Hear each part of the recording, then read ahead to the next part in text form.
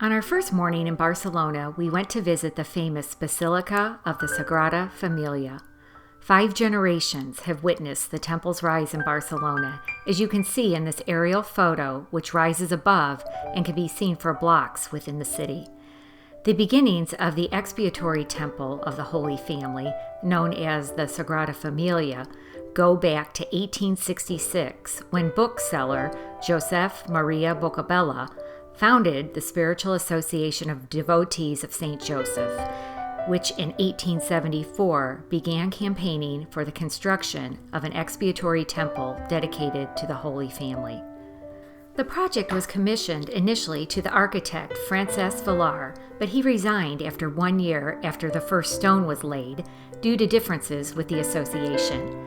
Antoni Gaudí, who at the time was 31 and had worked in the offices of Villar, was commissioned to build the project. Gaudí proposed a new and more grand design. He proposed abandoning the old neo-Gothic plan in favor of a design that was more monumental and innovative, both in regard to the form and structure as well as the construction.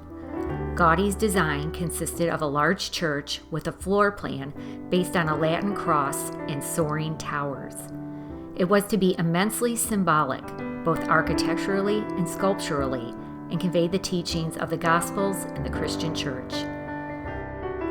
Gaudí would spend the next 43 years of his life working on the temple, and the last 12 years of his life were dedicated exclusively to it. He is buried in the crypt of the church.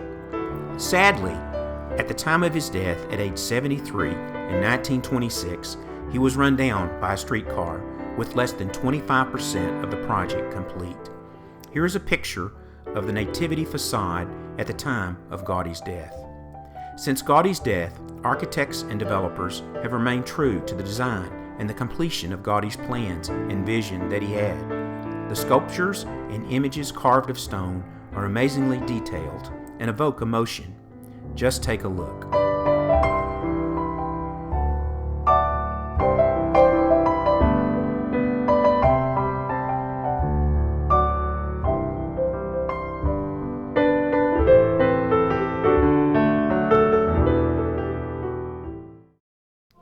The views, images, and details inside are just as striking here.